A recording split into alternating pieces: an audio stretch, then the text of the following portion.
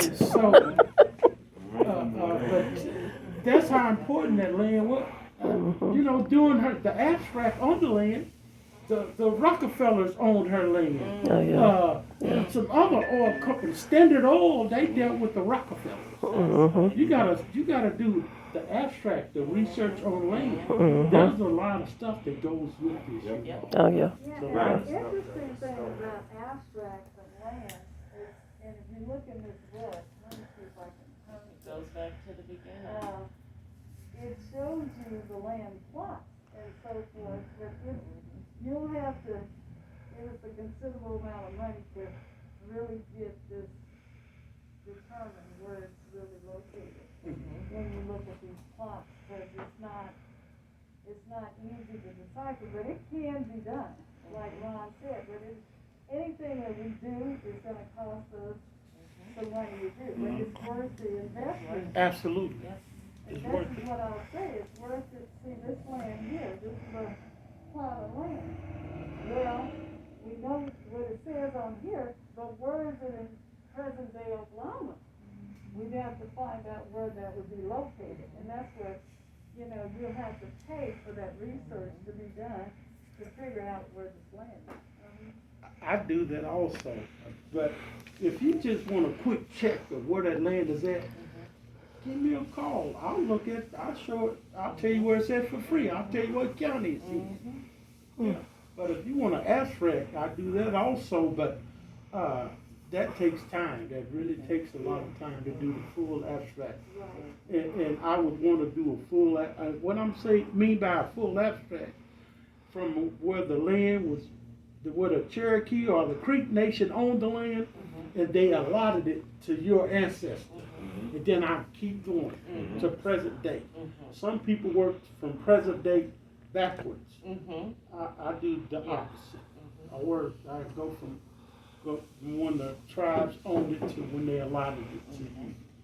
Okay, but it's time consuming and it's very expensive. So you already did my family's? I'm asking. Not the land allotment. I know where the land is at. Okay, well, I know you said you had something to do with that court or that. That appeal.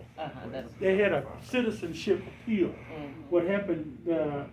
Mr. Bruner, he submitted an application with the Creek Nation, got denied.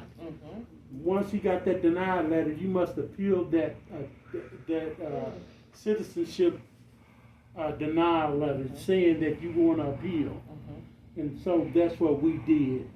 They gave us an appeal Was date. that a Zoom meeting or something? It was a Zoom meeting. I remember that. Okay, it was a Zoom meeting. And so I think he's already got that letter back. They denied him again. Now he can actually go to the tribal court. Okay. So, yeah, that's interesting that Ron brings it up. So everybody in here would have to apply for citizenship, right? Yes, To everybody. the Creek Nation in order to get denied. What he's saying is you need to be denied, because what that shows is that they denied you your right to ccitizenship, right? If you Absolutely. went to court, you'd have to have that legal argument, I was denied first. There you go. We just can't go without that. I can't sue the Creek Nation and say I was denied. Now, my mom was denied in '91, and that's in the book. She is stamped in '91 that she was denied her citizenship rights. She submitted that application. It's not the same application you fill out today, but they do have a packet that you fill out. And then when you get denied your citizenship rights, then like you said, you have to go to the appeal process. They're gonna deny it again. And then after that, you can go to their tribal courts. Their tribal courts, not the U.S. courts. But her Cherokee Nation, of course, did go to the U.S. courts. That's how they won their citizenship rights. If they didn't, the Cherokee Nation could have appealed it, but the current chief now decided he did not want to appeal it. So he let it stand, and they accepted the Cherokee treatment back into the Cherokee Nation. You were gonna say something to that? You were thinking. I was going to say, I was thinking about something. You were thinking about something. So that's that goes for everybody in here, man, woman, child. All have to apply for citizenship, right? So you gotta have your birth certificate, death certificate. And right now, I'm trying to make sure all of our birth and death certificates are correct before I file for my citizenship, like my mom did. Because there's some gap on Dick Anderson, which is interesting. They left his mother and father's name off his death certificate. Now, he was buried in Temple. You all know Temple in front of him. They've been around over 50 years, 60 I think now. But they buried Dick Anderson with stamped on there. But whoever was at the hospital, and Uncle Son, who was one of the great uncles of mine, and he was there, but they didn't put his mother and father on it. Dick Anderson had a mother and father. It's not listed on his death certificate. It's a lot of that. Yeah, Lot and of that. that's interesting. And name changes. So with my mom passing and my grandmother passing, I made sure I put Creek Friedman, and I also put African American, and I put Creek Friedman on their death certificate. It's on their death certificate. It's not on their death certificate. It's not on their birth certificates, but it's on their death certificate. Another interesting thing that is needed to be clarified, Dick Anderson's name was Dick or Dickie, and it's on every document I have in here. It's never been Richard. So on my grandmother's death certificate, it has her dad's name as Richard. It actually is Dick or Dickie. They have it in court documents, they have it in other documents. So that's the interesting thing, how these names are kind of confusing. So I've been a little reluctant to file mine, like I told Ron, just a week ago, that I haven't filed for my citizenship rights because I want these documents corrected.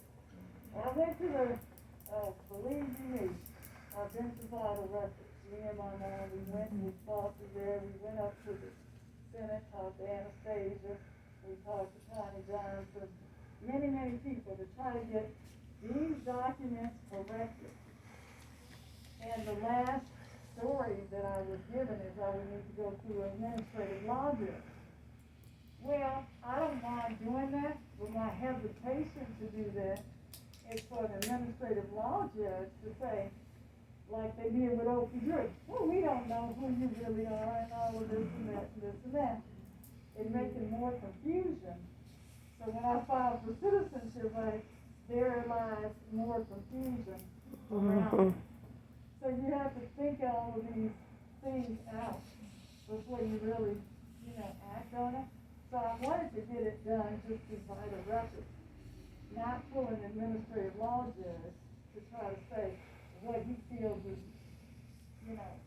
accurate or not, and maybe even paid by the Creek Nation to say whatever. I don't know.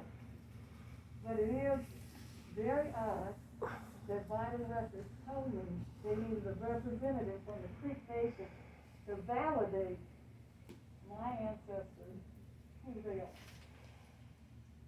Now, they're not giving them citizenship.